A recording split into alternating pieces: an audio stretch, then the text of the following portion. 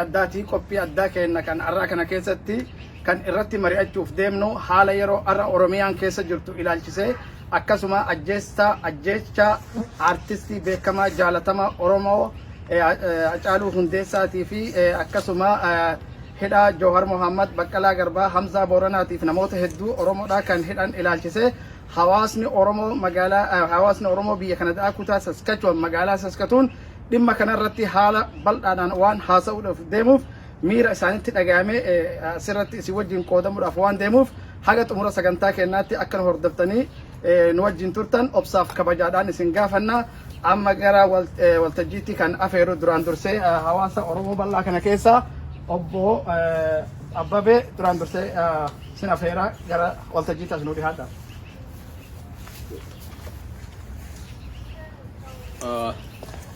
Aye warri OMNs nu affeeruudhaaf yaada kanarratti ibsachuudhaaf nu affeeruu keessaniif galatoomadha. Artiist Hacaaluu Hundeessaa Rabbi jannataan haa ga'u jedha dura ittaansuudhaan firoottan isaa maatii isaatii fi uummata Oromoo bal'aadhaaf Rabbi jajjabina haa kennuudha. Artistiin kun artistii jaalatamaa fi mucaa ol guddachaa jiru, mucaa biyyi guutuun jaalatu. Haa ta'uutii dhiigni qulqulluu akka dhangalaasanii kanaaf Rabbi jannataa haa ga'u. Ittaansuudhaan waan kanaa waa sadi laaluu barbaada. Tokko maaliif Hacaaluu amma ajjeesan? Maaliif Hacaaluu irratti kun amma raawwatame? Lammaffaan yeroo isaa yeroo bara wayyaanetis yeroo sirbu san hunda kun oduun ta'in har'a maaliif ta'e kan jedhu walitti qabsiisee waa dabarfachuun barbaada.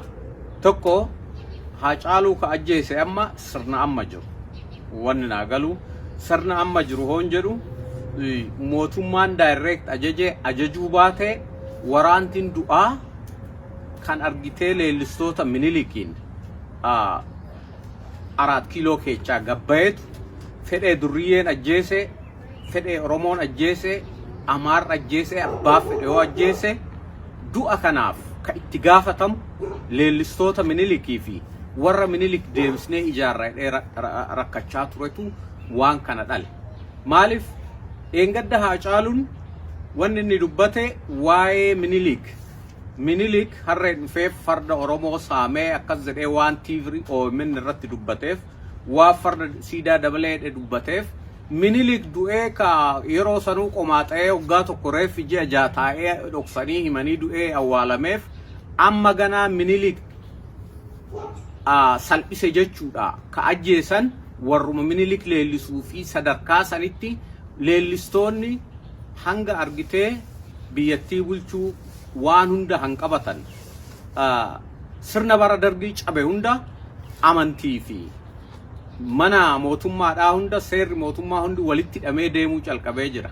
Kanaaf onnatanii ammatti Hacaaluu ka ajjeesan kanaaf uummanni Oromoo waan beekuu qabu tokko ajjeechan Hacaaluu kophaa miti. Ka durirraa as fufe adda wanna godhutu jira malee sirbitoonnis namoonni qabsaanis namni hedduun wareegamee jira. Sirbitoota hoolaalle akka Eebbisaa Addunyaa, Usmaayyoo Muusaa kanneen birootis ka dhiyoodhaa akka Daadhii Galaan kun hunduu waa'ee Minilikiif waa'ee mootummaa dur warra tuqe hanga danda'anitti fixaa turan. Har'a garuu humna baasanii ka durirra jarri kun akkanatti ka'eef balaa hawultiin Minilik ijaaramaa jiruu fi balaa masaraan mootummaa saniitii fi ka Oromoo dhadhee achi taa'ellee yaanni isaa sammuun isaa qorqalbiin isaa akka Minilikitti yaaduuf waa tokko hin taanu ka jedhanirraa ka maddeedha. Kanaaf uummanni Oromoo kana beekee waa sadii irratti xiyyeeffachuu qaba. Tokko siidaa Minilikii fi already calqabanii siidaa warra Haayila Sillaasee siidaa Raas Mokonnin Kaarar jiru akka dhabametti ka Minilikis dhabamuu qaba. Lammata man'i nafxanyaatii fi man'i sirni Minilik ijaarrate magaalaalee Finfinnee irraa calqabee magaalota jiran keessatti man'a isaanii buqqisuu irratti uummanni xiyyeeffachuu qaba. Inni sadaffaa mootummaan amma jiru kun mootummaa filamee miti, mootummaa seeratii miti.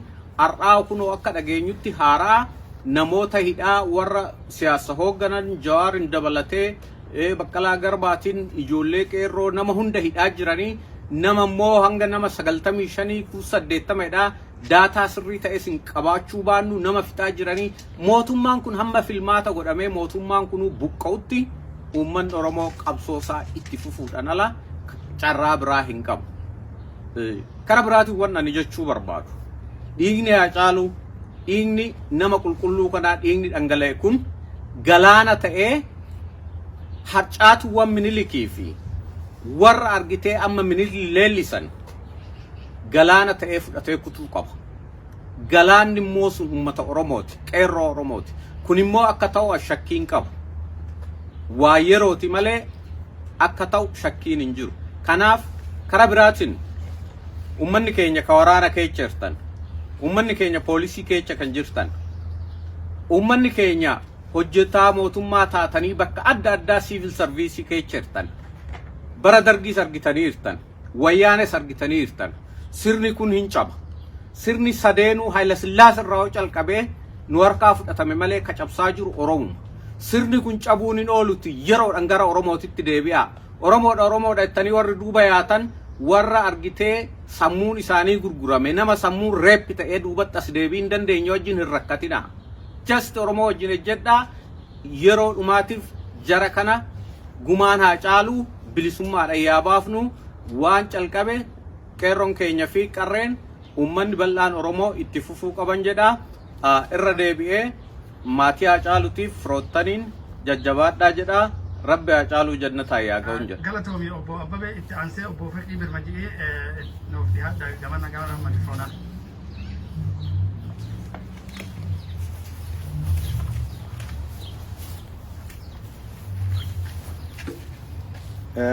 Galatooma Media Network affeerraa kana waan nu gootaniif galata qabdanii akkasuma hadda artistiin keenya beekamaan jaalatamaan onnee uummata Oromoo keessa ka jiru, onnee daa'immanii, onnee guddaa, onnee jaarsaaf jaartii keessa ka jiru du'aan nurraa deemuu isaatiif gadda guddatu nutti dhagame. Gadda kanatti ilmaan Oromoo ka ala jirtanillee ka biyya keessa jirtanillee jajjabina isinii haa kennu jedha. Itti aanseeti warra gammachuu hadda argate yeroo hunda Taayyee Boggaalaa in turjumaan sinimee ufumaa afaan Amaaraatiin dubbadha. ደስ ያላችሁ የሚኒሊክ ዘር እንኳን ደስ ያላችሁ በሃጫሉ ሞት እንኳን ደስ ያላችሁ። ቢራ ጠጡበት፣ ደንሱበት። ግን ያጫሉ ደብ በሚሊየን በሚቆጠር ህዝብ ደሙን የኦሮሞ ህዝብ ቄሮ ይመልሰዋል። አከሱመቴ ኢቲ አንሴቲ ሃጫሉኒ artisti beekama hayyu nama mirga argitee laafaatii fi falmatu jecha. Haacaaluun ganni isaa ganna 30 haganaatitti umriin isaa gabaabbate. Maaf du'e Haacaaluun? Maaltu isa ajjeesa ga'e Haacaaluu? Qarallee ima jira Haacaaluun ganna haganaatu sirbeetuma abbaa fedhe waan fedhe jedhaa jira. Bara wayyaanee keessallee hin duune Haacaaluun.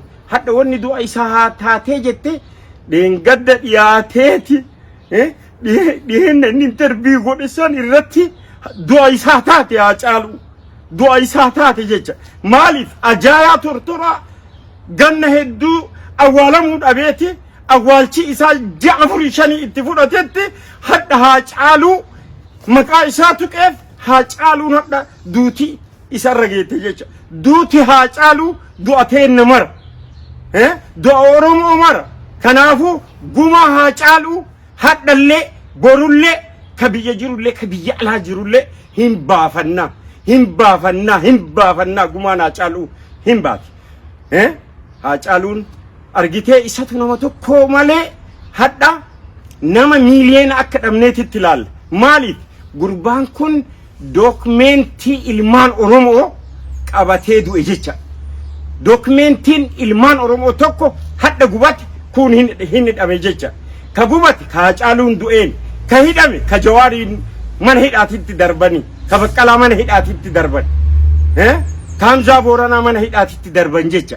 Kanaafuu hadda ummata Oromooti dhiisiiti ummata biraatiillee galata guddaa qaba Jawaar Muhammad. Sabab sablam illee galata guddaa qaba. Galanni Jawaar hadda hidhaan hin malle nama hadda fuudhee sadarkaa san xaqlaa ministeera san fuudhee bakka saniin isa gayetu tokko Jawaar Muhammad. Hadda silaa Jawaar kabajamaa ulfaataa namaati. Oromoo biratti illee sabab sablammii biratti illee ulfaataa namaati, beeka namaati, hayyuu namaati. Namni hayyuu ufii hin ajjeesu, namni hayyuu ufii hin hidhu. Kun ammoo biyyattii Itiyoophiyaa jedhamtu san keessatti hadhaa miti. Durirraa yoo ansee ummata Oromoo osuma hidhan osuma ajjeesan as gayan jecha. Hidhaanillee duutillee nuuf haarawaa miti. Haa taatu ammoo nama keenya ka waa beeku, beekaa, ka nama kumaatamaan deemuu danda'u, ka nama miliyeenaan deemuu danda'u qabanii gizee maraa qacam godhan, gizee maraa qacam godhan. Maaliif? Akka ummanni Oromoo kun nama hin taaneef, akka ummanni Oromoo kun hin bilisoomneef kanaaf godhan jecha. Laalamee argaa hadda kutaan martinuu nagaya qaba. Kutaan nagaa hin qabne ka eenyuti? Ka Oromiyaa bicha kutaan nagaa hin qabne. Maaltu kana fide? Naannoon nagaa hin qabne kutaa Oromiyaa qofa. Maaf nagaa dhabe kutaa Oromiyaa? Ummanni nafxanyaa dhibbaataman kumaataman waan achi keessa jiraatanii lafa tana ganna 100 ta'u fi waan godhatanii. Kanaafi lafa tana teenna jedhani ta Oromootii miti. Kanaaf balaan kun martee hadha deemaa jira.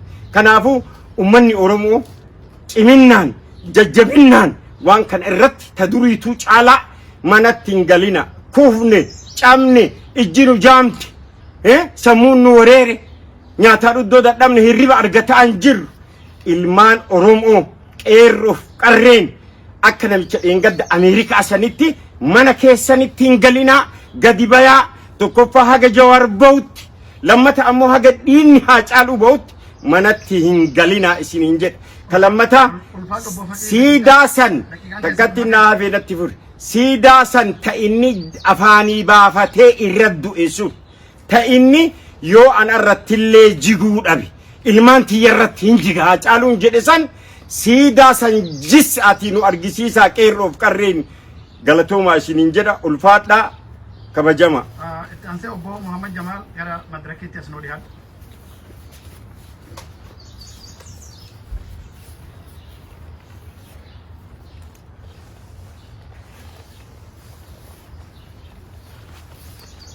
Ayyee OMN'n guddaa galatoomaadha. Wanni hundinuu jaamee jira. Oromooni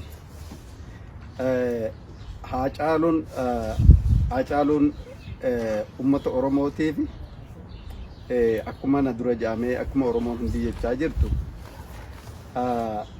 fakkiidha, dokumentiidha. Hacaaluun yoo kan gartee Hacaaluun qabsoo irratti yoo wareegamee Hacaaluu 100 jira.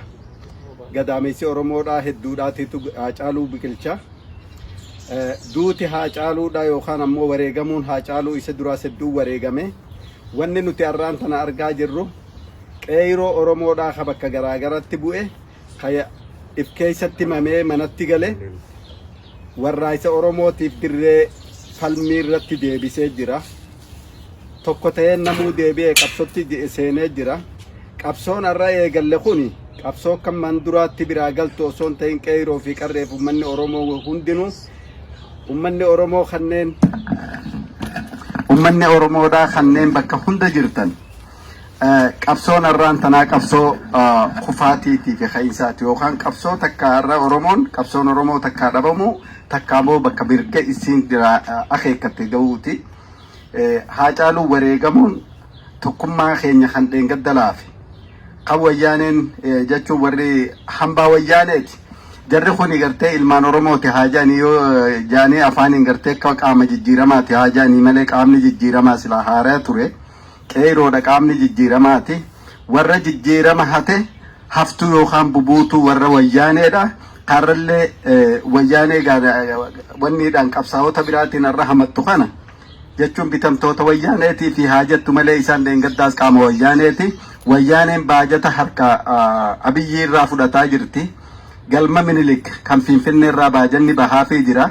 Ammoo hawaasa Oromoottiin wal dura dhaabuudhaaf maqaa ittiin xureessuudhaaf warreen qabsoo Oromoo kanarratti cichoodhaaf qabsoo Oromoo karaa sirriitiin geggeessan madaa hawaasaatii fi jiila hawaasaa waan beekaniif ittiin maqaa xureessuudhaaf wayyaanettiidhaan isaanuutu hafti wayyaaneeti. Haftuun wayyaanee immoo warreen garaa bitaman gantoota qeeroo keessaa warreen isaan bitanii fi warreen alaa kan bitanii walitti hidhamteeti murni shiftaadhaa qabsoo Oromoollee dadhabsiise maqaa gartee ilmaan abbaa gadaa qabsoo Oromoo geggeessu jira galma Minilik jira kan juuni namoota hedduu dogoggoraan haa ta'u horiin haa ta'u dantaan haa ta'u qabsoo Oromoo irraa kanneen yeroodhaaf mamsiisan akka inni murtii hin fudhanne ka godhe dhiini Haacaaluu har'a bakka tokko deebise duutus nu qabsoo keenyaaf galata guddaa qabdaa bakka guddaa qabdaa banziila qabsoo taateeti qabsoo Oromoo kanneen mamii keessa seene bakka tokko deebiftee addunyaa irratti seenaa guddaa qabdaa duutu jannata keeti seenaa qabsoo keessatti ammallee waan guddaa dalayde qeeroon Oromoo qarreen Oromootii fi hawaasni Oromoo kan gita hojii garaagaraa keessa jirtanii isa jaalachuun keenya kan nuti godhuu qabnu ba'aa inni nurratti dhiisee fi dhaammannoo isaa bakkaan gahuudha. Inni kuni maali? Seenaa Oromoo kan hati Minilik wanni akkuma na dura jaame Minilik wanni inni irratti du'e maqaa isaa kaasuudhaani Minilik inni maqaa kaase kana hawultiin isaa dhabamu Oromiyaa keessaa maqaan Minilik akka nama nyaataa ta'etti akka galmaa'ee ka'u siidaan isaa akka buqa. Inni kun ammoo du'a Oromootiif yeroo hunda madda ta'ee kan jiru sirna yookaan siistama bara Minilik Oromoodhaaf kaayame akka jirutti inni kun buqqa'uu qaba.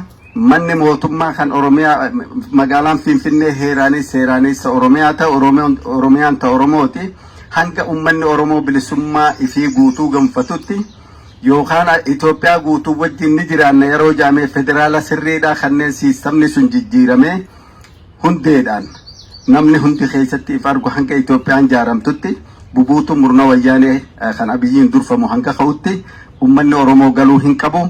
Wareega dheeraan nu hafata guddaan nu hafata qabsoo keenyaaf akkuma na dura afeerraan godhamee fi warreen waraana federaalaa keessa jirtan loltoonni Oromoodha.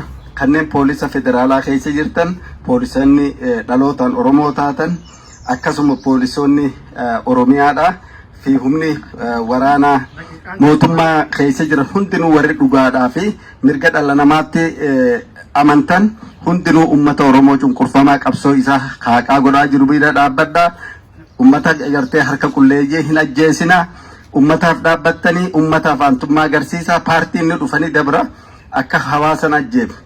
Ummanni qeeroon teenyaas nuti waan dandeenyuun isinirraa fagoo jirra halkanii guyyaa isin bira dhaabbannaa. Hadaraa hin galinaa hanga siistamni kun jijjiiramu hoggaan sirni kun buqqa'u jabaadhaa. Haacaaluu jannata rabbi haa qananiisu. Isa dhabuu immoo bilisummaan akka bakka buufannu ummanni Oromoo bakka hundaa ka'a galatooma.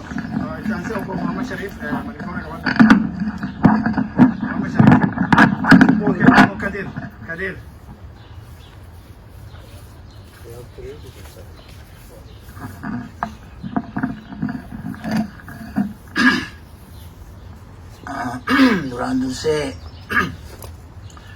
warra OMN kaasitti nu afeertan galatoomaan jaa. Wanni har'asitti walitti qabamnee fi rakkina biyya teenya keessa jiruu fi keessattuu immoo ija Oromoodha. Qarree Oromoodha. Ka seenaa Oromoodha babal'isaa ture. Goota Oromoodha. Ammallee deebi'ee goota Oromoo qofatu odoo hin ta'ani ummata Oromoodhaatiif hundi Oromoodha. Ka nama tokkootii miti, ka gosa tokkootii miti. Artistiin kuni ka ummata Oromoo hundaati. Ummanni Oromoo miliyoona 50-60 ka gayu Haacaaluun olnee ummata kanaa keessa jira. waniin an jechuu barbaadu inni hin duune namni yoo seenaa dabarsee ka du'u taate hin duune jechaadha. Namni yoo sabni isaa jaalatee saba isaatiif dalage hamma sabni sun lafarra jirutti numa jiraataa jechuudha. Kanaafi warra isaa rabbi haa jajjabeessu, nutis akka warra isaatti hunda keenya rabbi nu haa jajjabeessuun ja'a. Kan Hacaaluudha wallaalaan ka ajjeefamee miti, beekaatuma ajjeefamee fakkaata hogguu achi ilaallu. Maaliin wanni inni jedhe waan amata 150 Oromoon itti qabsaa'ee dubbate, waan biraan dubbanne wanni inni du'eef. Maaliif miliik harka nu muree harma nu mure ka jennu siidaan isaa achi dhaabbachuun hattuu fardaa inni tahuun waan dhugaa qofa dubbate. Wanni inni jedhe hin jiru waan takka illee. Harree yaabbatee dhufuun dhugaadha. Siidaa san akka achi dhaabbatu fedhuu dhabuu isaarraa kaka'ee waan san dubbachuudhaan ajjeefamee jechuudha. Haga dhiiga isaa baafnutti hundi keennaa'u mataa matatti Oromoon bahaa dhihatti kaabaa kibbatti haga dhiiga isaa deebifnutti hin dhiifnu kan jedhuun qabaa. Uummanni Oromoo illee akkasuma yaada jeetiin itti amana. Kanatti aansee hayyoota keenya hidhuun, Jooharfaa hidhuun isa akka achitti hin awwaalamne godhanii hogguu uummanni haasin nu awwaalamu jaan didanii achii fuudhanii deemuun ani natti haaraa illee hin fakkaatu. Maaliif uummanni amma kana dalagu mootummaan amma jiru kuni amata 30 intelligensii keessa dalaganii Oromoo kafichisiisaa ture isaanu. Namni Abiyyi jedhamu kuni doktora jechuulleen xiqqoo namatti ulfaata. Namni Abiyyi jedhamu kuni nama Oromoo fichisiisaa turerraa tokko ragaa hedduutu itti jira. Kanaaf isuma ismaatu deebi'ee ufumaa bakka uf buusanii qabatan. Uummanni Oromoo ilmaan keenna seeheeti amaanaa jeetti kenne malee ummatuma gartee duraan nu fixaa tureetu deebi'ee bakka too qabate. Haa ta'u ammallee maali wanni nan jechuu barbaadu qeerroo fi qarreen hundi keenyaa warri biyya jirtanis wanni ani dhaamuu barbaade maa inni bu'uura isaa kaasuudha. Waan tokko yoo simiidhe bu'uurri isaa maali? Heera gabroonfataa kan heera nafxanyaan lafa kaayatee itti deebi'uu barbaadu kana iddaan buqqaasu. Siidaa achi buqqaasuun gartee furmaataani. Heericha san buqqaasu. Heericha yoo buqqaafte warri nama ajjeesu warri nama nyaatu kun hundinuu ni buqqaa jecha. Tokkoffaa wanni an jechuu barbaadu kan duraa uummanni keenya ka biyya keessa jiru OBDO tolchee beekuudha qaba. OBDO jechuun maqaa fudhatanii dhufan malee akka Oromoon tahin namni gadi bu'ee sirriitti hubatee beekuudha qaba. Afaan Oromoo dubbatan malee Oromoo miti. Wayita Oromoon du'u hin dubbatan. Wayita siidaan amata 150 ol ture ka biyyeen isa nyaatte namni dubbatu ajjeefamaa jecha. Kanaafi OBDO'n uummata Oromoo akka bakka hin buune uummanni keenya beekuudha qaba. Prime Ministeriin amma jiru kuni inni illee nafxanyuma jaama. Nafxanyaa jechuun kan duraa maali inni? Nafxanyaa san yoo beeyne Amaara yoo beeyne gaarii. Nafxanyaa jechuun shiftaa biyya ufiitii deemee biyya nama tokkoo dhufee biyya Oromiyaadhaa dhufee nama saamee jechuudha. Shiftaan sun eessaa dhufa? Amaara irraa ka dhufee jecha. Gaafiin qabu kun nafxanyaa kana yoo beeyne ofirraa buqqaasuufis itti dubbachuufis ni barbaachisaadha jecha. Kanaafi nafxanyaan tuni shiftaa biyya teenya saamuuf dhufte nurraa ka'uu qabdi. Qeerroon akkasitti beekuu qaba. Hamma ammoo nafxanyaa kana ofirraa dhiibnee deebifnutti haga uummanni keenya ka hidhame Joohar innocent person hundi isaanii Baqqalaan nama waan dhugaa dubbate ka qabanii hidhan kana gadhiifamutti manatti deebitanii tokko tokkoon akka isin hin qaqqalleen dhaamsa isinii dabarsaa jecha. Kanaafuu galatoomaan isiniin ga'a.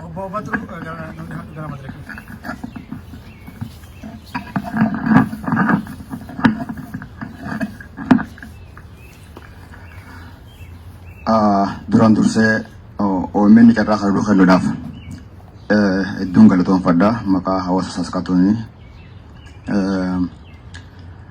Ani waan hedduu dubbachuu hin danda'u warra hamileen hedduu na cabxee jirti. Garuu cabni hamilee ni cabxu malee hamilee hamilee teenya deebinee ijaaruun dirqama ta'a jechuudha. Hamileen na cabte jechuun kiyya gaddaan na dhagahame jechuun kiyya malee hamileen cabuun waan nurraa eegamu miti.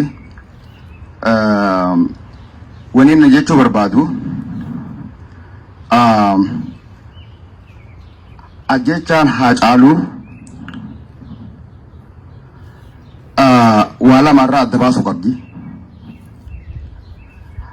Warra sirna nafxanyaa leellisu kan nafxanyaan bikka buufatee biyya san bulchaa jiruu fi uummata sabaaf sablammoota biyya sanii Oromoo irraa eegalee mirga isaanii cunqursaa jalaa bahuu fi hiree isaanii ofiin murteeffachuuf qabsaa jiran jidduutti jechuu qabsoon kan deemaa jiru. Kanaafuu warroonni gurraa fi ijji isaanii garatti gaqqaa'u hagaraa malee waan argine irraa abdii muradhaa. Warroonni immoo gowwoomtanii mootummaa kanaaf hojjechaa turtan arra dhugaan isinitti mul'ate karaarraa deebi'uu qabdan. Kanaafuu ajajoota keenya hidhanii hooggantoota keenya hidhanii namoota jajjaboo qeyroo hidhanii wanni waan kana mootummaan gootuuf akka hamileen xabxee namni qabsoo kana dhaabuuf garuu hin gallee fi qabsoo wayyaanee wajjin gaggeessaa turre irratti sila barnoota barachuun malanii. Kanaafuu amma xiyyeeffannaan ta duraa ka ta'uu qabu qeyroon akkuma tahetti qabsaawee awwaalchi Haacaaluu Finfinnee ta'uu qaba dirqama sun. Jiruun nu awwaalu jiranii jiruun nu ajjeesanii jiran kana godhuu qaba qeyroon ta duraatti. Lammaffaa hooggantoota keenya hidhame hidhaan wahuma jiru sanaa miti dubbin arra gadhiisaniis boru deebianii hidhuudhaaf wanni isaan dhorku hin jiru jechuudha. Kanaa miti xiyyeeffannaa kanarra godhuu qabu qeyroon irra qeerransa eegeen qabanii yoo qaban gadi hin dhiisanii jette Oromoon. Qabanii morma ol qabanii jiru jechuun warra sirna nafxanyaa kana wajjin gadi dhiisuun qaban arra. Taraa meeqa gowwoomnee taarraa tanarra gowwoomuun hin barbaachisu. Afaan deema dibatanii nu fuulduratti gabbahanii waan garaagaraa uummata keenya gowwoomsuuf dubbachaa jiran jechuudha. Kuni tuffiidha. Akka tuffiitti ilaaluu qaba Oromoon. Kanaafuu ergaan ani maayira dhaammaddu qabsaa'ota Oromoo biyya keessa jiraniif qindoominaan tasgabbiin bilchinaan sossoo'aa hamilee teessan deebi'aa ijaaradhaa. Sabaaf sablammoota miskiina isin keessa jira eeggadhaa. Caasaa luka bilxiginnaa ta biyya keessa jirtu diiga. Tana malee furmaanni biraa hin jirtu. Akka isaan Oromiyaa bulchuu hin dandeenye saaxilaatiitti mul'isa harka micciiraa qaba. Caasaalee isaanii diigaa bakka dandeessanitti isaaniif hoggone if keessaa baasa. Ha bilxiginnaadhaaf hin hojjedha jiru. Oromiyaa harka keessanitti deeffadha. Miskiina isin keessa jiru hin tuqina. Tatanaa alaa sabaaf sablammoota biyya san keessa jiraniif በነጻና በፌዴራሊስት ኢትዮጵያ የምታምኑ የኢትዮጵያ ብሔር ብሔረሰቦች ሁሉ ዛሬ የኦሮሞ ሕዝብ እያደረገ ያለ ትግል የእናንተም ትግል ነው። የኦሮሞ ሕዝብ አንገት ለአንገት ዛሬ እየተናነቀ ያለው የሞተውን የሚኒሊክ ርዝራዥ የነፍጠኛ ርዝራዥ የብሔር ብሔረሰቦችን በራስ የመወሰን መብት በስንት ደምና በስንት መስዋዕትነት እየመጣ ያለውን አልመጣም ገና ግን እየመጣ ያለውን ነፃና ዲሞክራሲያዊ ኢትዮጵያን ወደ ኋላ ለመመለስና አጨናግፎ ወደ ድሮ የነፍጠኝነት ስርዓት ለመመለስ የሚቃጣውን ኃይል ከኛ ጎን ሆናችሁ እንድትሰለፉ እንጠይቃለን በኦሮሞ ስም። ለጠላቶቻችን ደግሞ ማለት የምፈልገው ብዙ ሞክራችሁታል፣ አልተሳካላችሁም። ዛሬም እየሞከሩ ነው። ዛሬም እንደማይሳካላችሁ በዚሁ ሁኔታ ላሳስበው ፈልጋለሁ። ተናፉ ኡመኒ ኦሮሞ ጀባዳ ቀብሶ ጤሰን ኢትፉፋ እንጂፈኖን ገላ ረቢኑ ሀገርጋሩ ወልቲሳ ወልጎርሳ ጀባዳን ጃ አስመረትን ገባብሳ ገርቶ ነው ኦሮሞ ኮሚኒቲ ሰስከቱን ኦቦ ጀይላን ቅሊሶ ገራ ወልተጂቶ ያ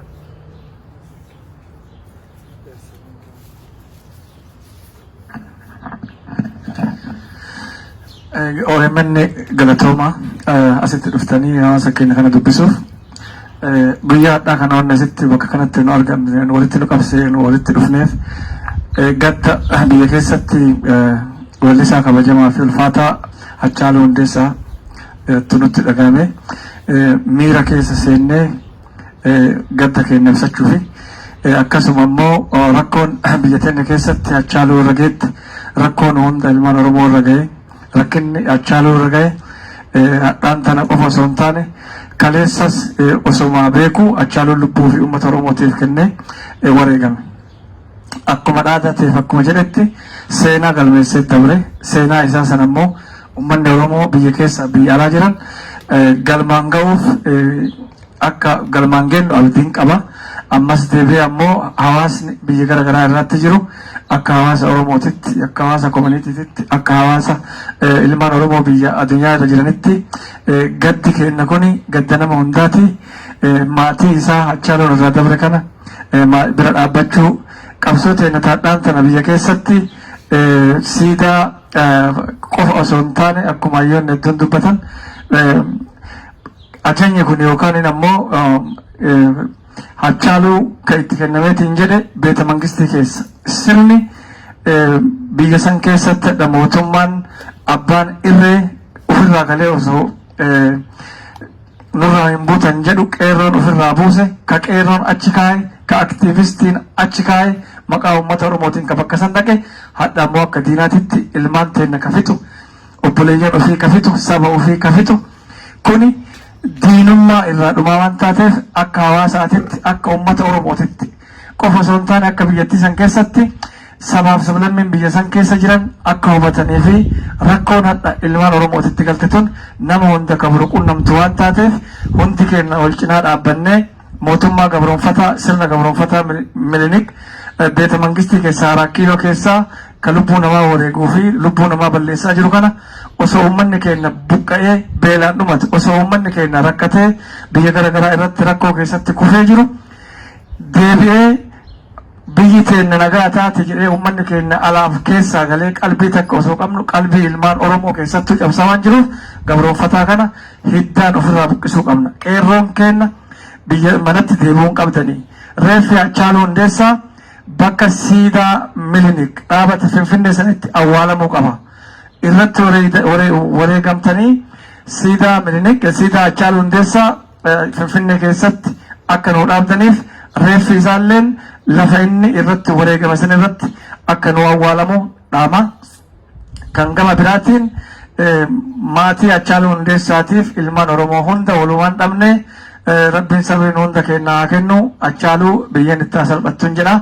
Kan gama biraa aktiivistii keenya kabajamaaf jaalatamaa OMN Director Obbo Jawaar Mohammed guyyaa kaleessaa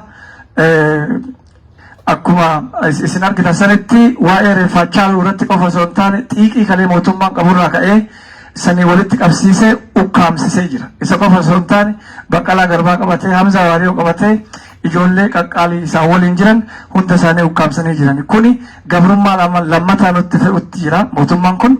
Kana qeerroon akkuma kalee falmattan sanitti tokkummaa keessan cimsitanii alaaf keessan wal bira dhaabattanii hayyuu keenya goota keenya Jawaar Mohammad osoo jireenya gaarii keessa jiru osoo barnoota gaarii biyya alaatitti qabu jireenya lammummaa ofii saba ofiitiif jedhee biyya san keessatti gadi dhiise uummata kanaaf uf kennee haga wareegama lubbuutitti ka isinii kafale waan ta'eef qeerroon biyya keessa wareegama barbaachisu hunda kafaltanii mootummaa gabroonfataa kanas buqqiftanii Jawaar Mohammad akka cinaa dhaabbattanii gadi nu dhiisisiiftan akka isa waliin wareegamtan jechuu isiniif dhaama. Kan gama biraa uummanni biyya keessaatiif biyya alaa tokkummaan keenya akkuma kaleessaatitti wal cinaa dhaabbannee mootummaa gabroonfataa kana ofirraa haa kaafnu. Hawaasni keenya dammaquu qaba. Ammas dammaquu qaba. Qabsoon tuni jalqaba. Tatuuta 1991 itti nutti deebi'e.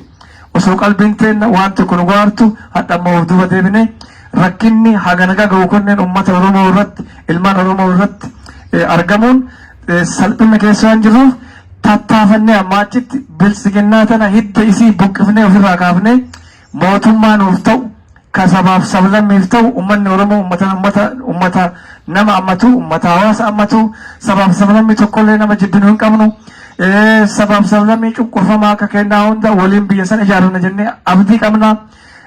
Namoonni gaddeebi'ee ummanni keenya qeerroon keenya keessatti wanni of eeggachuu qabdan gadi deebitanii wanti xiqqoon dalagina.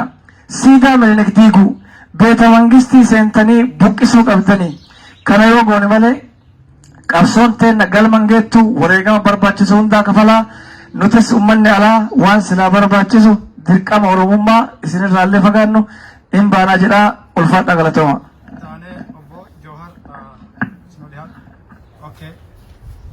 Taane obbo Ganamoo raawwateetti nuu dhiyaata.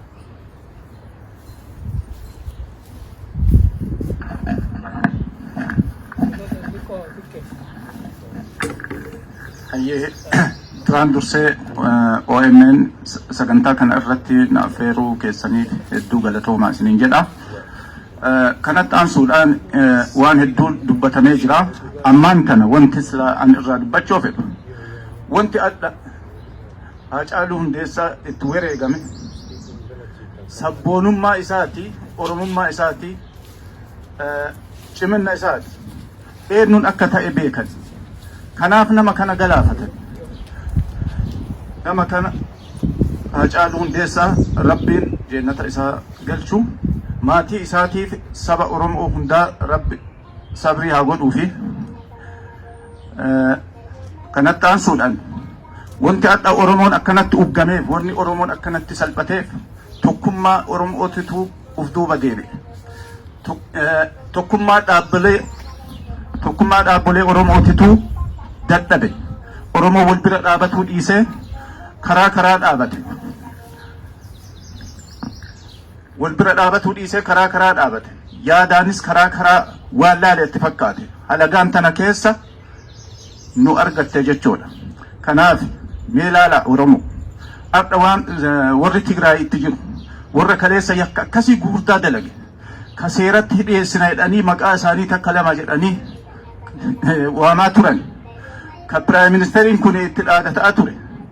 Waan humna qabaniif, waan tokkummaa qabaniif, waan meeshaa lolaa qabaniif, waan waliigaltee qabaniif isaan achitti bobaa isaanii jala sodaatanii adda filmaata isaan hin deemsifnu jedhanii sababaan dheeressuu barbaadanillee yeroo isaa eeggatee filmaan hin deemsifama.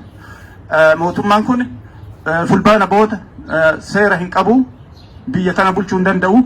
Kanaaf filmaata deemsisuun seera jedhanii itti ciniinnatanii deemutti jiran jechuudha. Kanaaf sabni sun, ummanni sun miliyoona meeqa yoo guddate 6 yookaan 7.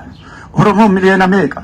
Oromoo miliyoona haganaa kabajaa ka dhoogge waliigaltee hin jirree fi wal bira dhaabatu, kun diina bira dhaabatu, kun halagaa bira dhaabatu, balbala warra habashaa kana jala deemuun warroota duraaniitiifuu goobana fa'aafuu wamaa hin goone jechuudha. Nama meeqatu gaabbee harka isaa nyaatee uduu quba ofii nyaatu qubbiin ofii ofirraa fixe. Warri adda jala fiigellee ka biyya alaa kanaa deemee masaraa mootummaatti galee achi as gara galee Oromoo nyaatullee ka biyya keessaa isaanitti dabalamee isaan waliin dalagullee hundi isaaniitu boru gaabbiin isaanii sanuma fakkaatti jechuudha. Kanaaf sabni kun mootummaan kun galata hin beeku, kabajaa hin beeku. Oduu kabajaa beeke Jawaar Muhammad ka isaan fuudhee sadarkaa saniin ga'e ka qabsoo jijjiiramaa kana hoogganee qeerroo 5,000 haga 6 itti wareegamee sadarkaa fuudhanii masaraa san seensisan isa saniif galanni isa inni deebi'e adda hidhuu ta'e jechuudha.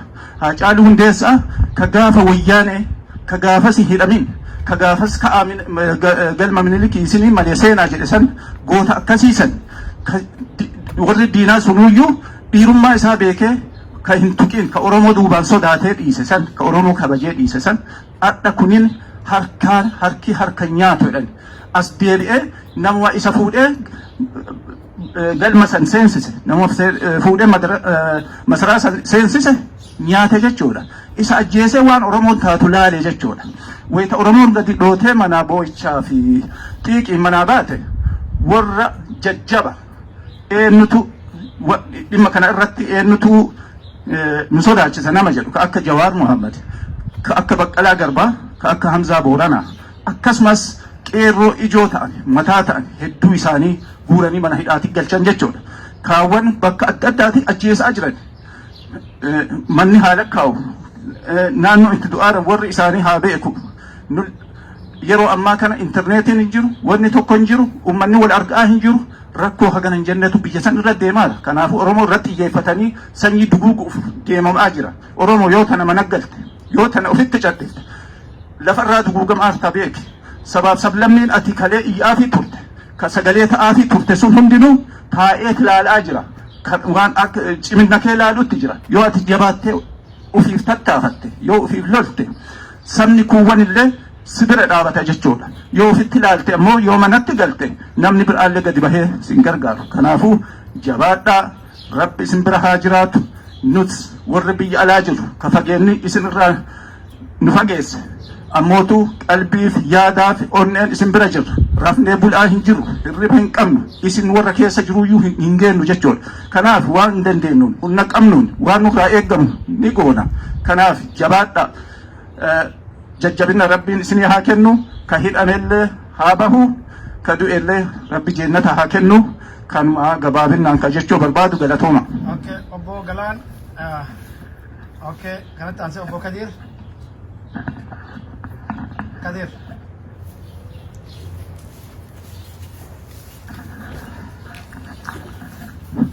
Galatooma OMN-dhaanii ani wanti jedhullee guddoo hin jiru. Jaallan kiyya obboleeyyan kiyya jedhaniiranii duuti obboleessa keenyaa Haacaaluu Hundeessaa onnee nu madeessite. Duuti isaa waa hedduudhaa nu barsiiftee garuu iyyuu amma itti aanseedha mootummaan kuni kaleessallee waa hedduu balleessee hadhallee deebi'ee ammallee nafsee baay'ee balleessu jira. Nafsee obboleeyyan keenyaa hadhallee wareegamu jirti. Itti aanseeti wanti an dhaamu qabu gabaabinatti mootummaa Abiyyiiti, mootummaa Minilikiitiif atattamatti obboleessa keenya Jawaar Muhammad hidhaa gadhiisuu qaba. Obboleeyyan keenya kattaanan ka biraa hidhaa gadhiisuu qaba. Istiidiyoo OMN ka Finfinnee jiru gadhiisuu qaba. Itti aansee qeerroo Oromoo ka biyya keessa jiraniif dhaamsa tokko qaba. Yoo san malee mootummaan kun dadhabee gadi hin dhiisuuti nuti qabeenya qabnuun waan jirruun yaada jirruun isin waliin jirra. Obboleessa keenya Haacaaluu Hundeessaatiif Rabbiin biyya isatti salphattuu jannata Rabbi isaa qananiisu. Itti aansuudhaan obboleeyyan keenya kakaleessa du'a Haacaaluu Hundeessaa kanarratti gabbaaniiti wareegaman ka algaa irra ciisaaraan hadha madaanii ka ammallee deebaniiti du'anii hadha hospitaala jiran. Rabbiin jannata isaan qananiisu. Isin waliin jirra, isin duuba jirra, waan qabnuun halkanii guyyaa rafaan jirru. Jabaadhaa qeerroo hin rafinaa isinin jechuu barbaada. Okay. Gabaabinatti gaagara xumura sagantaatti Obbo Abbaa Ahmad ijaarsa manguddoo kennaa eebballee keessa nu gootanii sagantaalee achumaan xumurtanii isinirratti dhaabnaa yaada keessanii fi eebballee wajjumaan jalqabaa fi akka xumuraatti maraanuuf yaada keenya asirratti nu goola. Galatooma naafeeruu fi OMN asitti argamtanii yaada hawaasi kun qabu rakkoo isaatii fi xiiqii inni keessa jiru arra nurraa dhageettanii nu dabarsuu keessanii fi galatooma isiniin jedha. Kan biraa ta'an arra jechuu barbaadu yaa Oromoo arra salphinni arraa gaditti nu dhaqqabuuf deemu hin jiru. Nu hini duuti ammoo arraa qofaa miti eega duriitu du'aa jirra. Du'a ammoo irra badduu du'uuf deemna. Arra salphinni arra du'aa keenya bakka feenetti awwaalachuu dhabnee biyya keenya irratti deebinee arrallee hayyoota haga hafellee odoo direeffin sunuun awwaalamin kareeffi sunuu mana jiru ammallee kaan fuudhanii maal taatan jechuuf isin duraa hidhan Oromoo maaltu hafe maaliif tetteettan arra yoo tunin akkanatti kaaftu taate deebitee Oromoo wanni atumaan Oromummaa himattuu hin jirtu isiniin jedha. Tokko lammaffaa rakkoon jirtu rakkoon guddoon jirtu Oromoon tokkummaa duraan qabu santu addaan diigame illaafatte. Tokkummaan keessan deebi'uu qaba. Yoon deebi'in tokkoon dhumachuuf deemtan. Ka bitamtelleen deebiteetti du'uuf deemta. Kan bitaminilleen du'uuf deemta. Wanni Oromoo baasu tokkummaa isaa cibsee ka'ee deemu. Qeerroo ummata biyyaa jaarsaa jaarti tokko kanafne alatti wanni ijoolleen qofti gayyaatee dirree oolitee dhumtuuf hin jirtu rakkoo sabaaf oromummaa qofa kanaafi mootummaa ummata oromoo isin dhabamsiisuuf deemu kanu dhabamsiisuuf deemu kana akka walii galteen daddafitti tarkaanfii silaa barbaachisutti fudhattanii hayyoota hidhamtee qabamee hidhame kana Jooharii fi Baqqalaa Gabbaarraa eegalee achiin Hamzaa Booranaatiin ijoollee qeerroo ija qabdu tawaasochoosuu dandeettu hundarraa walitti qabanii arra ija jaamsanii fuudhanii kaan ajjeesanii reeffi kunooti kanallee ka keessaa ija Oromoo fuunemee waan isaan taallaale yoo isin calliftan kunillee achumaan dhuman jechuu ba'uun odoo reeffi sun hin awwaalamne warri hidhame dura gabbahee awwaalacha san irratti argamuu qaba. Kanaafi hidhadhaa kaa ol dhaabbadhaan hundi keessanuyyuu yoo ka if kabaju taate mootummaan kun mootummaan hin jirne hin jiru namni rabbi tahee addunyaa kanarratti jiraatu hin jiru mootummaallee jiguuf deemtaa kanaafuyyuu kabajaaf itti gootee yoo atin waan saniin dhaabini itti deebi'uuf deemta. Kanaafi akka ummata san hatatamatti gadhiiftee hidhaa sanii nu gadhiisuu barbaannaa ammoo namni gadhiisisiisu isin ummata Oromooti. Arra yoo arra ummata kana odoo hin duune lubbuu isaanii baraartanii hin baasin yoo waan tokko mul'isin kanaafuyyuu wannummaan itti deemnee haasofnu hin jiru jechuudha.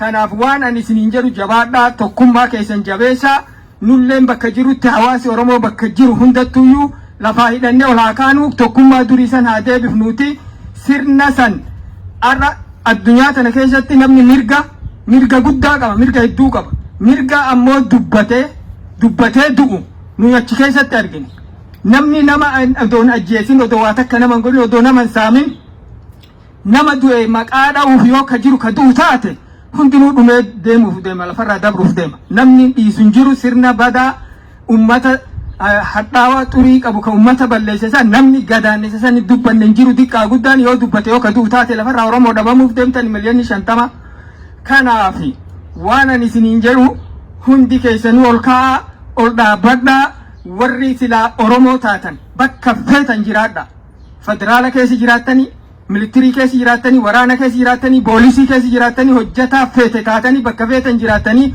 Oromummaa wanni dursu hin jiru kanaafuyyuu arra salphina Oromoo diinni itti gammadee arra dibbee dhaanaa jiru ka Oromoo salphisuu fi Oromoo salphatte yaan kan Oromoon hin salphattu Oromoo namni uumaa rabbi lafarratti uume tana fixuu danda'u hin jiru. Maaliifii rabbii uume malee namni fixuu danda'u waan hin jirreefi odoo Oromoo hin dhabamsiisne jedhanillee odoo akka fedhanillee waan fedhan kaayatanillee waggaa 150 hin dhabamne dabalamaa deemti malee akkasitti beektanii ummati Oromoo akka waliin dhaabbatanii wal bira dhaabbatanii akka rakkina jiru kana ifirraa mulqitan akka deebitanii akka ilma namaatti dachii keessanii irratti qabeenya keessanii irratti mirga keessanii irratti akka jiraattan ta'uufi akka walii galtanii ol kaatan barbaada odoo wanni kun xumuramin odoo warreen hayyoonni hidhame kun Johaar Muhammad dabalatee warra wayyaanee diina jabaa jedhanii uummanni sodaate san taa'ee buqqisee warra irra achirra jiru kan nama fixuuf deemu kan achitti ol naqe kana hundaayyuu kabajaa uummata Oromootiif jecha lubbuu fi kennee dhaabate kana ka Baqqalaan Garbaa waggaa hagasii hidhamee achi keessa taa'e ka ammallee hidhama duraa hidhametti ammallee santu sii malee yanii deebisan kan haga isaan baaftanitti ilmeen tokkollee alaa akka hin galle isiniin jedha. Kanaafuu ka du'e hundaayyuu Hacaaluun dabalatee isa artistii keenya kabajamaa ija Oromoo sagalee gurra Oromoo sanii isaan dabalatee ka eegasii as du'ee fi ka ammallee du'aa jiruu fi hunda isaaniitiyyuu rabbi rahmata haa godhuuf ahlii isaanii maraa rabbiin haa jajjabeessu nullee ummata Oromoo hundarraa du'ee hunda Oromoo dhalataan Oromoo ta'e hundaa'uu rabbiin haa jajjabeessu. Kanaafuyyuu jabaadhaa ol ka'aa namuyyuu waan kana guyyaa 2 guyyaa 3 keessatti argamuu qabaa warreen hidhame sunilleen bahanii awwaalcha san irratti argamanii awwaaluu qabanii ulfaadhaa galatoomaa isiniin jedhu. Baay'ee kabajamtoota daawwattoota kennaa sagantaa kenna xumuruudhaa fi daqiiqaa 5 nu hafee daqiiqaa 5 tana nama 3 kennaa daqiiqaa takka dubbatanii isaan namni sadeen asitti naaf dhiyaatanii Abbabee Ifaqii Muhammad Jamaal sadeen keessan daqiiqaa takka takka kan lama isinii kenna sagantaa kenna nuuf guduunfaa isin sadeen wal bira nuuf dhiyaadha.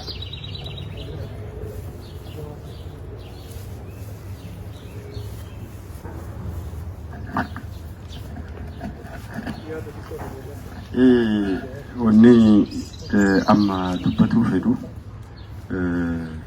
nuti Oromooni ganna dhibba tokko fumaa'uma gabrummaa irra ture. Bara Minilikii illee harmaaf harka muree calanqotti cal godhe boo'icha irra ba'an. Haayile Sillaaseen illee hin dhufe boo'insa irra ba'an. Dargiin hin dhufe boo'insa irra ba'an. Ihaadigin dhufe boo'insa irra ba'an. Kammaallee hin dhufe hin boo'aa jirre jechuudha. Yeroo hundaa maa boonna Oromoo.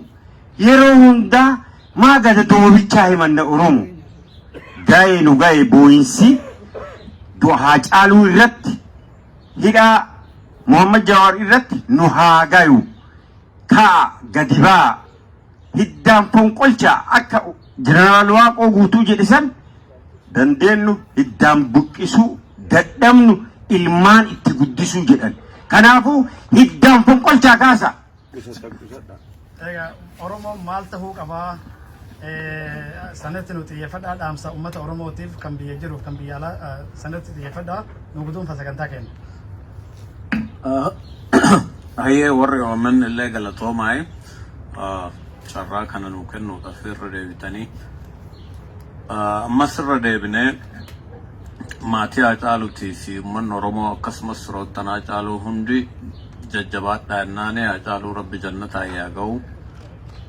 Haa ta'uuti waan biyya keessa uummanni qeerroon godhaa jiru wanni har'aa fi kalee dhageenyu waanuma sirriidha.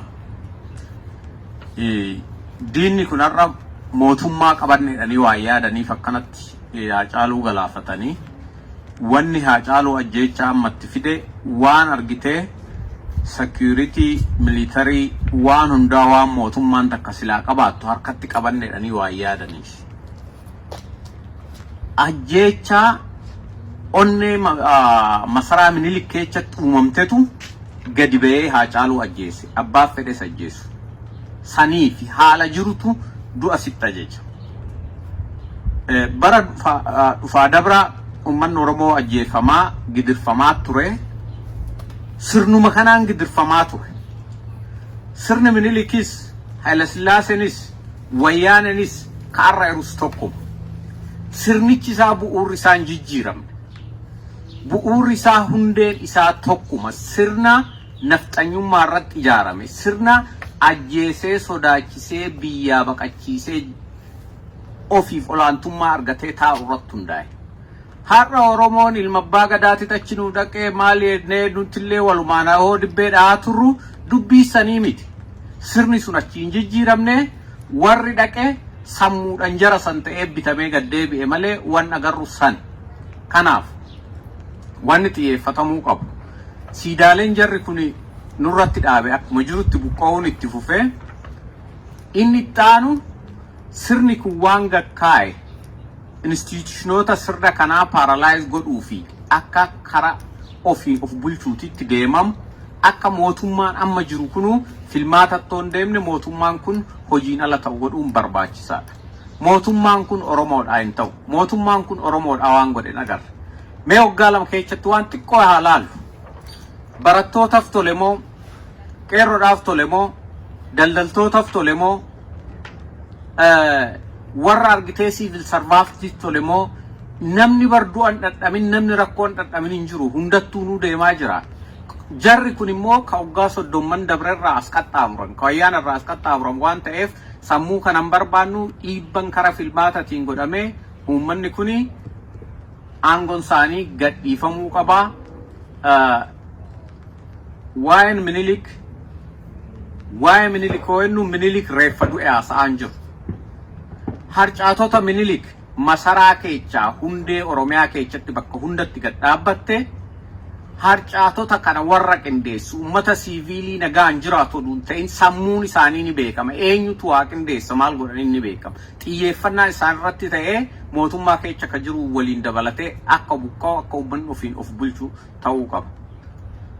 Gara biraatiin uummanni Itoophiyaa hundinuu sabaaf sablammoonni mirgi isaanii sarbame hunduu qabsoo Oromoo kanaa wajjin dhaabbatanii Oromootti kabajaa akka godhan Oromoo qofa oduun ta'in immoo Oromoo tumsuun of tumsanii akka ofii isaaniitiif ofis bilisoomsanii biyya ofiit irratti abbaa ta'an kan asumaan dhaamuu fi barbaada galatooma.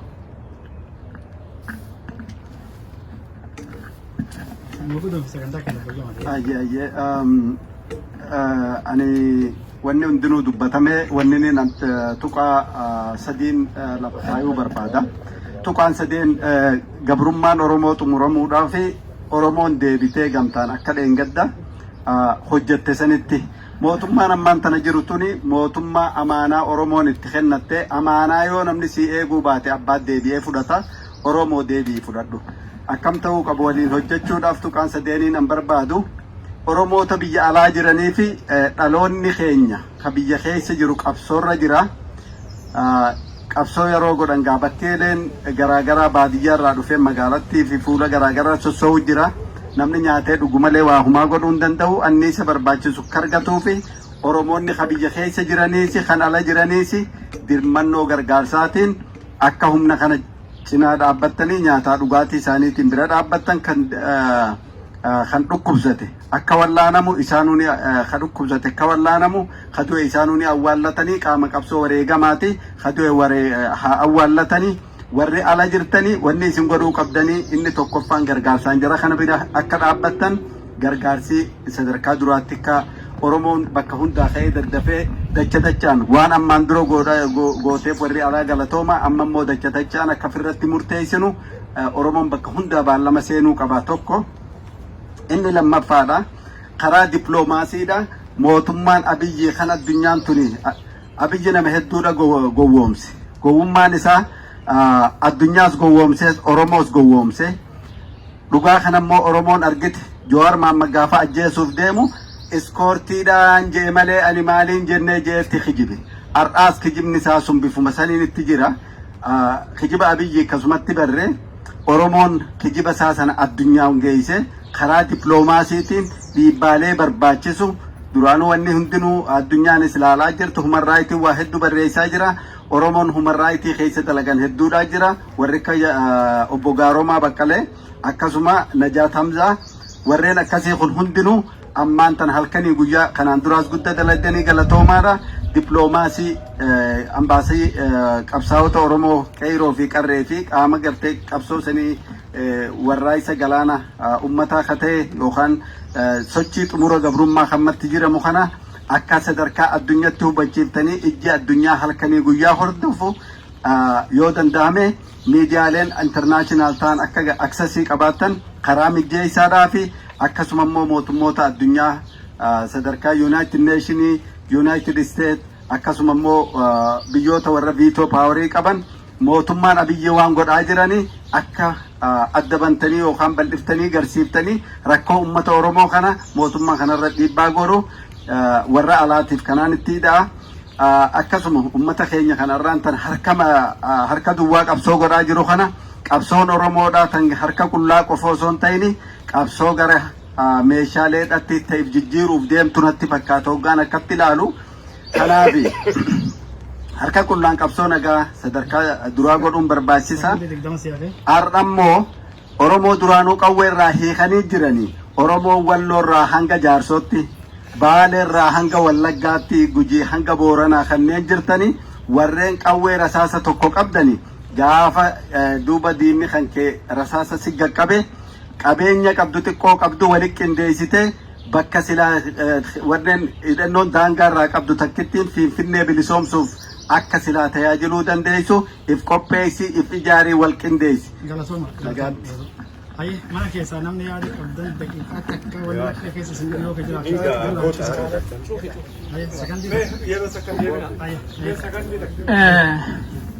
Galatooma dubbiin dhumatte yeroollee waan nurraa gabaabaa ta'ee fi kanaafuu yaadi jiru Oromoon addunyaa tanarra jirtan hundi keessanuu dammaqaa ka'a. Kanaafuu ka du'e nu asin deebi'u ka hafetu nurraa du'uuf deema akka warra du'uuf deemu kana lubbuu isaanii baraartan ta'a. Warra biyyaa bira dhaabbadha. Warri biyyaa ammoo gabbaatanii hin galina akkuma baatan sanitti waan baataniif san haga deebii isii argattanitti haga furmaata isii fiddanitti haga waan artistiin kenna kabajamaan maqaa dha'ee irratti du'e san jecha isaa san dhugomsitanitti hin deebinaa nulleen isin bira jirraa. Rabbiillee nu bira jira. Kanaafuyyuu warreen hidhamanii amma humnaan Oromoo ukkaamsuuf Oromoo addaan affaajjessuuf odoo reeffi lafa jiru kabiraa irratti fuudhanii addaan mataa isaanii jeequuf itti dalagame kana akka daddafee isaan irraa gadi dhiisanii isaan san nagayaan kabajaan akka isaan gadi dhiisan kanaafuyyuu namni goosisu Oromoo isinii qeerroo jiraadhaa duraanillee bakka tala isintu ummataan ga'ee isaanillee achi kaa'ee ammallee jabaadhaa kaa ummata sana akka achi baaftanii fi kana dhaamsi isinii dhaamnu akkasi quba qabaadhaa galatooman.